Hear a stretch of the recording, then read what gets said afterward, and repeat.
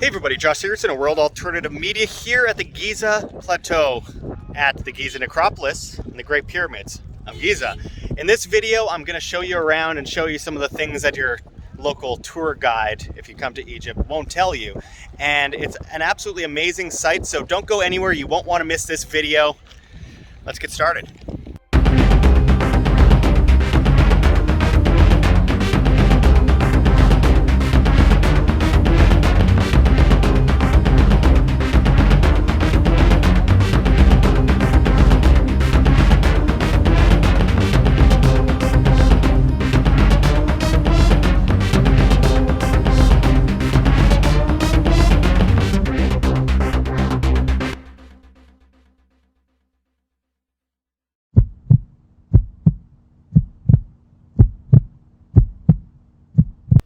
The main reason I live in Cairo outside of normality in 2020 and cost effectiveness is the Great Pyramids. From a packed subway to the usual sketchy Giza cab ride, I was on my way for the second time to the Great Pyramids of Giza. I've read dozens of books and have done documentaries on the site as well as other places with extensive evidence of a lost ancient civilization, but nothing comes close to actually being there on the ground and seeing it with your own eyes. You simply cannot read about the things you see on the Giza Plateau. All right, I'm going in the pyramids.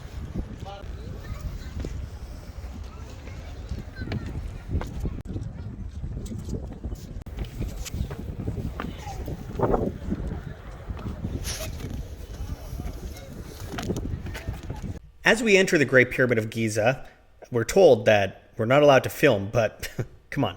Can you imagine me going into the Great Pyramid of Giza and not filming? This is the subterranean chamber down there where water flowed through. It is tight. As we climb the tunnel and feel disoriented up towards the Grand Gallery, it becomes apparent right from the start that this place feels more like a machine than some kind of tomb.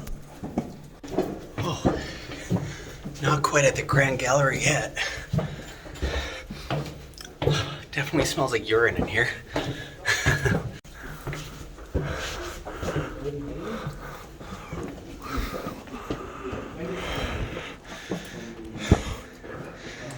Wow. Then I guess we climb up here. And here is a Grand Gallery. Right here in the Grand Gallery, what we see above here, these stones are some of the biggest in all of Egypt, and the weight of the entire pyramid weighs on these stones right here in this gallery. It's one of the greatest feats of architecture in the entire world, and I can't even imagine how they got the rocks in. Never mind, I mean, look at the space in here. It's incredibly small.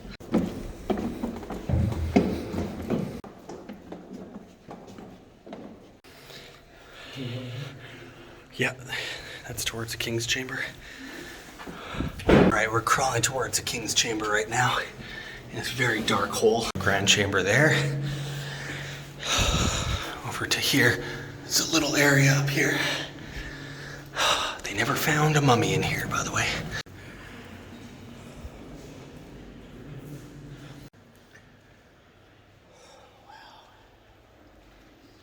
This is a King's Chamber. You could hear it echoing. It's unbelievably sensitive to vibrational frequency. Amazing.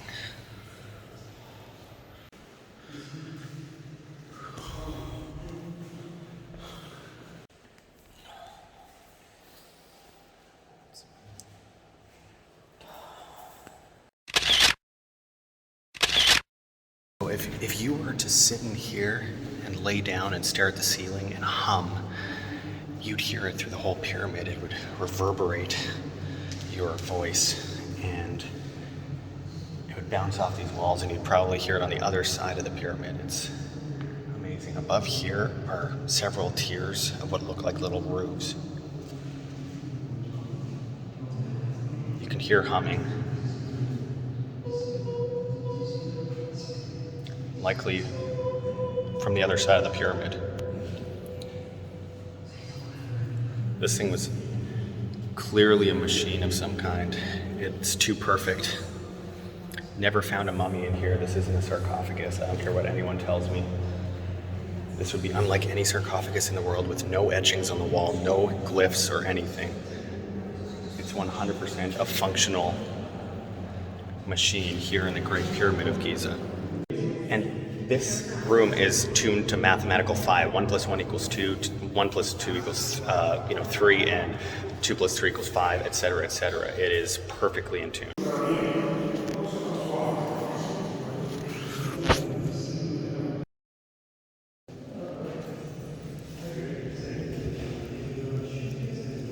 Wow.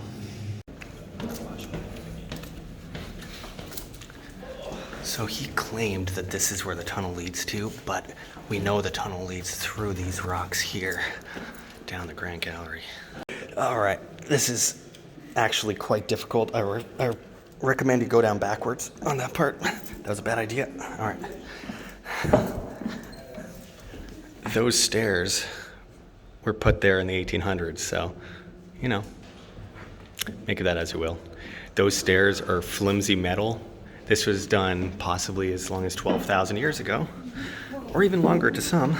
And look at this versus the recent construction here. I mean, honestly, just looking around downtown Cairo, or not Cairo even, downtown Giza, right next to the pyramids, it looks like a slum, and that's new construction versus the old construction, which is basically perfect.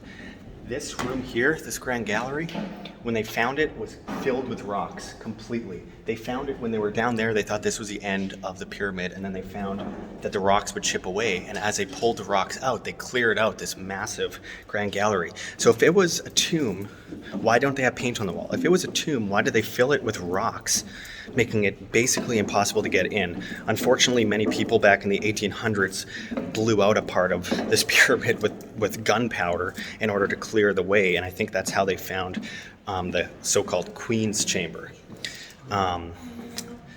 It's amazing the history that there is and the history that they'll admit to. I think they get more tourism if they admitted to the full history, and I think a lot of it's just doctrine from the big universities and not being called a history denier. I'm not denying anything. I think there's more of a history than we're led to believe. Anyway, this is absolutely an amazing spot to walk around. By the way, this is a lot more vertical than it looks.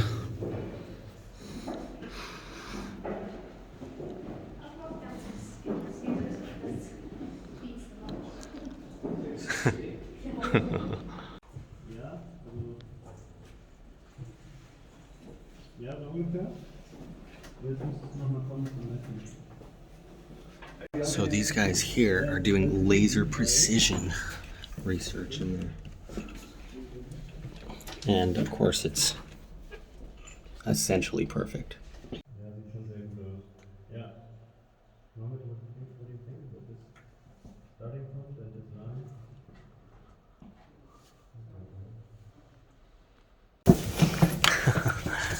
Going down backwards.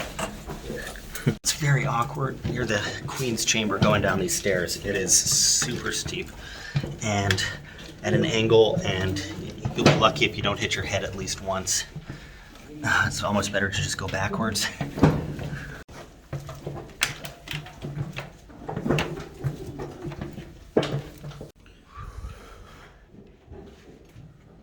For many years, people only knew this existed. This little alleyway here and the subterranean chamber, which often fills with water and causes reverberation up to the top of the pyramid. And then they found this area clogged with stones. They declogged it and found the Grand Gallery. You don't really hear about that history in your textbooks, but that's how they found it.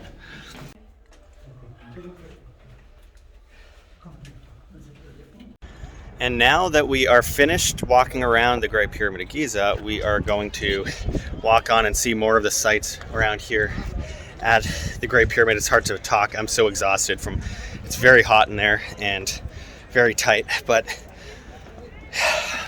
it's an amazing sight. Look at the size of the stones here. It's just incredible.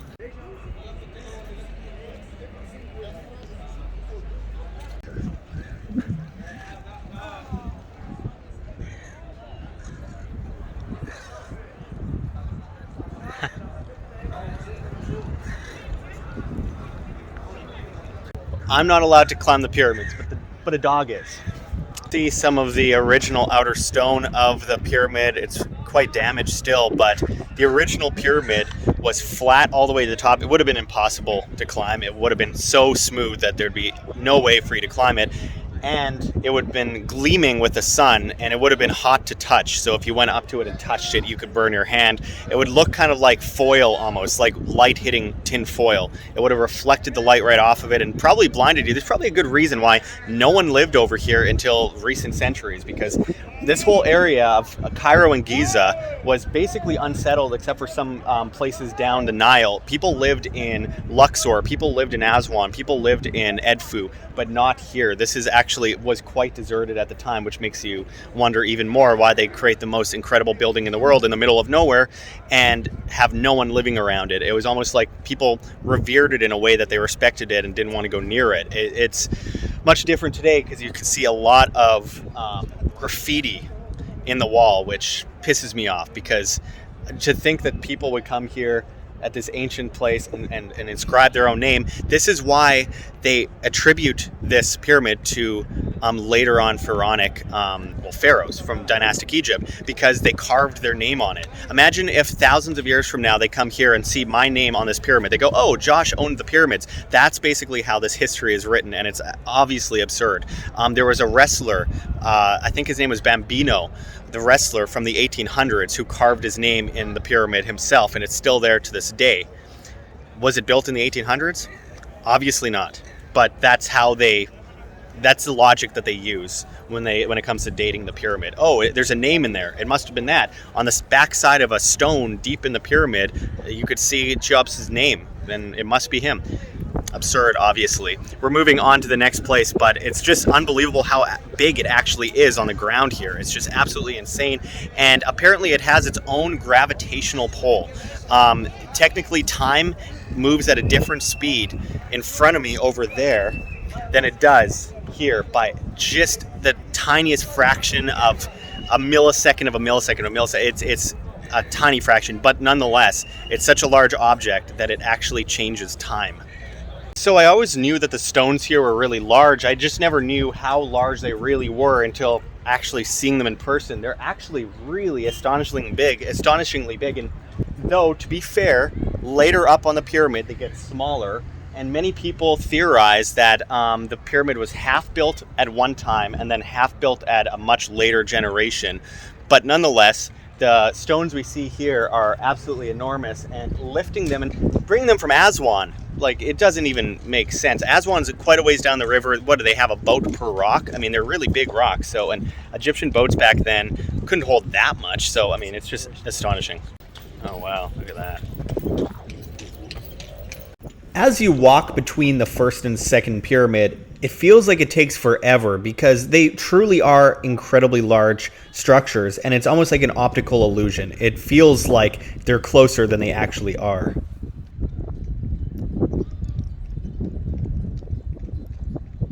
You could see a very sophisticated polygonal wall over there that actually does look a lot like places in Bolivia and Peru. Now, could the ancient Egyptians have built that? Absolutely, they could have, yes. However, it does stand out compared to their other architecture, which I always have to point out to people, because most of their architecture was not as sophisticated as polygonal, massive, multiple ton stones put together like puzzle pieces. It's just not something they did a lot of. However, they could have done it, so I leave that up to people's imagination. The carbon dating is always very off because you can't properly carbon date something out here that's been through incredible climates for thousands of years. It's always, the margin of error is always pretty large. Here we do see a hole in the pyramid, which is interesting because I mean, a lot of these actually do lead to little tunnels inside of the pyramid. And again, they match up perfectly with Orion's belt. They match up perfectly with Sirius. They match up perfectly with multiple other constellations that I can't think off the top of my head as I walk around here in the Sahara Desert. But nonetheless, there are multiple constellations that this matches up to. But more importantly, the pyramids themselves and their in the way that they're placed next to each other, their distance, and the angular structure of them compared to each other matches perfectly with the Orion Belt. And we see that all over the world. In Central America, we see that in Turkey, and you got to wonder how all these cultures did the exact same thing. And my answer to that is largely that it's not that they were talking to each other and communicating, but they had a helping hand. It's like a historical game of telephone where you tell people over the years the same thing and it gets slightly differentiated from each other. They slightly differentiate over time, but they're still similar enough to make you go, There's a camel. And there's the Khafre boat over there, which is very interesting because there's many boats that were found here because the Nile used to run just over here. So again, it used to flow under the ground here, into the subterranean chamber, and it could, in theory, and this is proven by articles by phys.org, etc., that it could reverberate electromagnetic frequency, and to this day it still does. It's just not concentrated anymore because of the outer sheathing falling off of the pyramid. All right.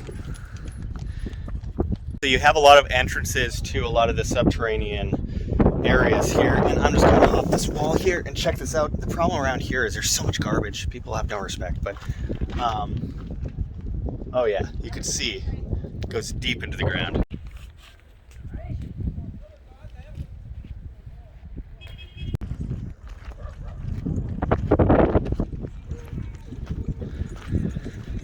All right, we're walking into the cemetery area where there's a lot of temples to the people who lived here. They say it was to the people who built it. I haven't seen evidence of that, but nonetheless, let's look at these stones here.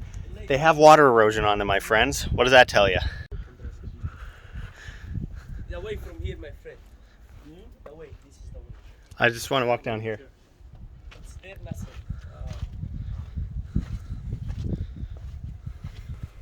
And rule number 1 in Giza: come ready to say the word no more than you've ever said it in one day in your entire life.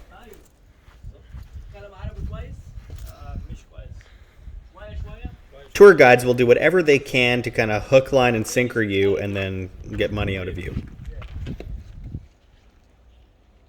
All right, we attracted a guide here, which I don't want, but yeah, look at the size of the stones here. We can see over here around all the camel crap that we have polygonal stones here, which are, again, very, very signatory to architecture that many of the dynastic Egyptians didn't do that often. Again, like they could, but they likely didn't. Look at the size of these stones, and again, they have erosion on them.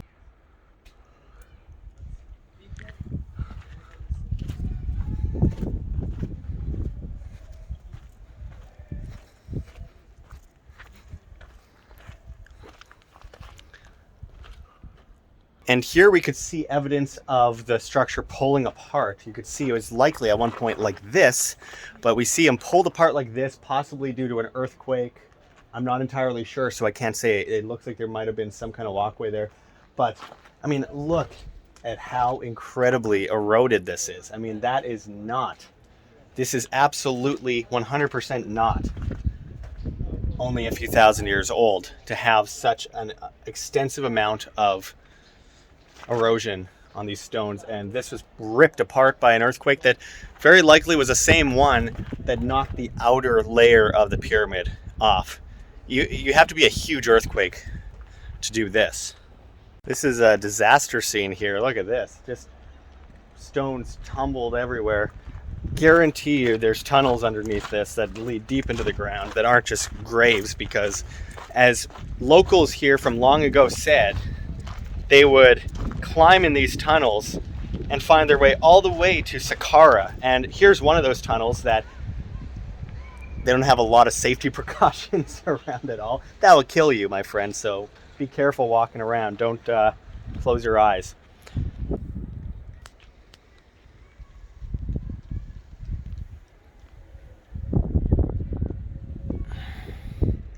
An old archway here.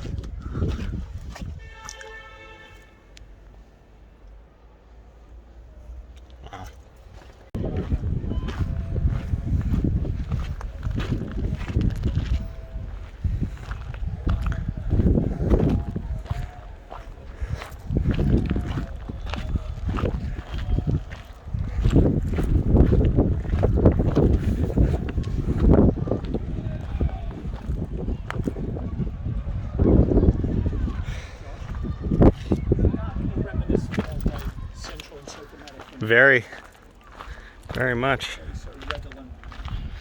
Definitely reminiscent of Central America.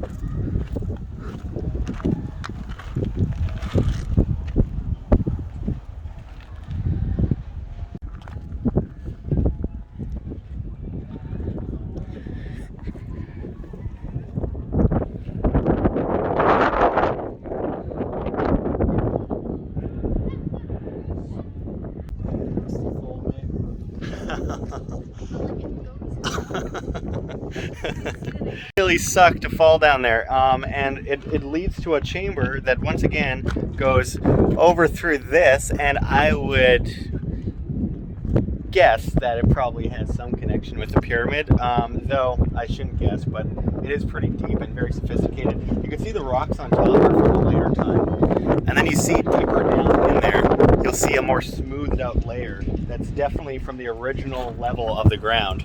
They are exactly the same surface as those, aren't they? Yeah, absolutely. Very much the same. Look at that circular stone there.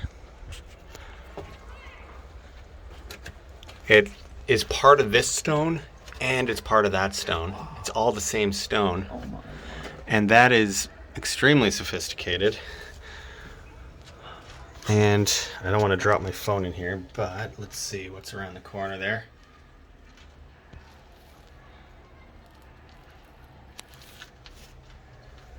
Wow, and then we have the pyramid right there.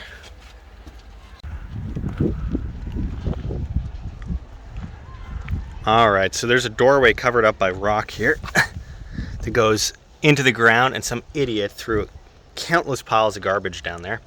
But nonetheless, let's turn the light on here and see if we can see anything in there. No, it's almost impossible. It's too dark. That goes deep into the ground. From one hidden passageway to another, it's something that is very characteristic about this area. You can't avoid all of them, and you have to watch where you're going, because then you have things like this. It's in the middle of your walking path, which isn't very, very deep, but likely part of a much deeper hole that's been filled. And so much of this area isn't excavated. It's been known of, in some cases, for thousands of years, and no one's excavated it. It costs money, sure, and there's seasons for it, sure, but you could see where a lot of it begun. And if you look at the Giza necropolis from outer space on Google Maps, you will see an enormous amount under the sand that you could tell, straight lines, everything. No one has even attempted to look into.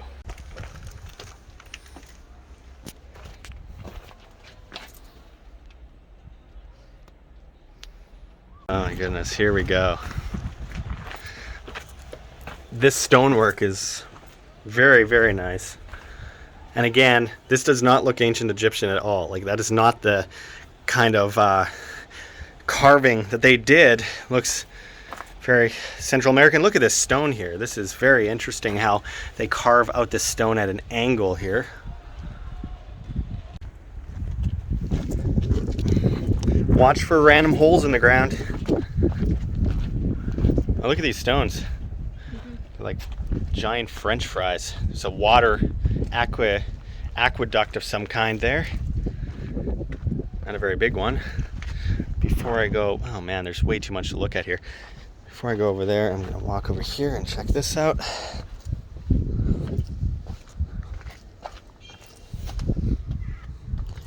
More narrow passageways.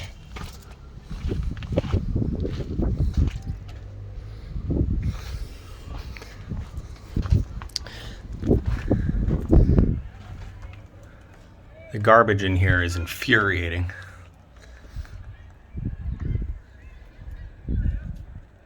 Garbage absolutely everywhere in here.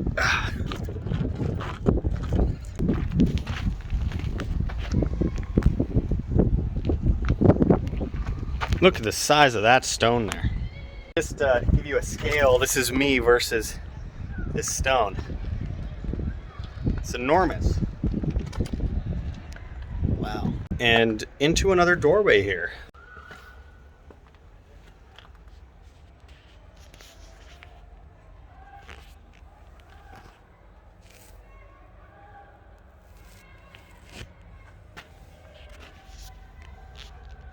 Something interesting over here is that you see these kind of bumps coming out of the stone, like you do in places like Pumapunku and Machu Picchu. You can see those at the base of the Menkaure Pyramid, which I hope to get to today as well. You wonder why they smooth it out but then leave one area. They say it was to pick it up, but there's not actually enough space with the weight of the rock to use anything to pick it up with the arsenal of supplies that they had at the time. And over here, I think we just found the deepest one. Wow. Notice how we have carved out bedrock there and then bricks starting all the way up there.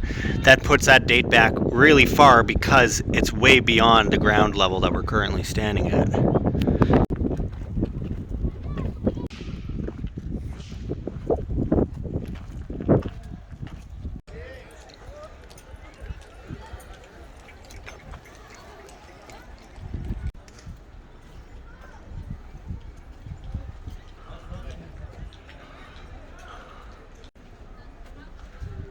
Oh, look at that. This has been completely chipped off the original here, and you have the lower layer, but this has been completely damaged and is gone. And we see another really sophisticated doorway here. Rock here. Look at this. So we just got kicked out of the area because it's dangerous to walk around by one of the police around here.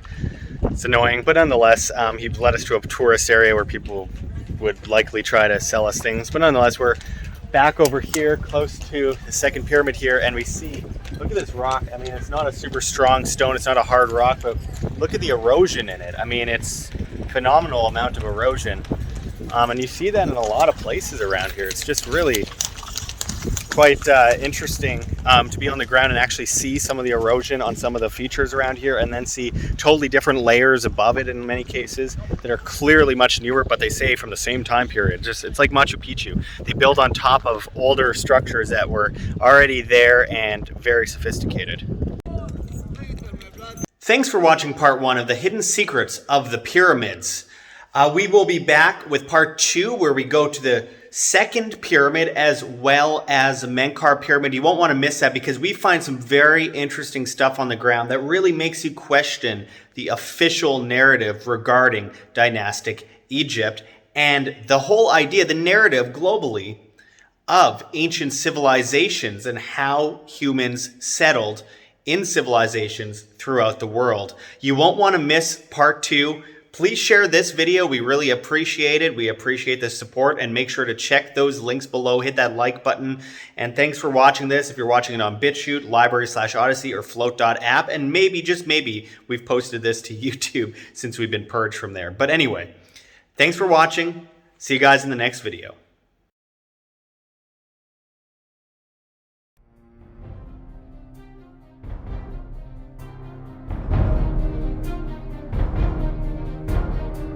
I'm sure you have already changed people's minds in your young age because you're involved, and I like that.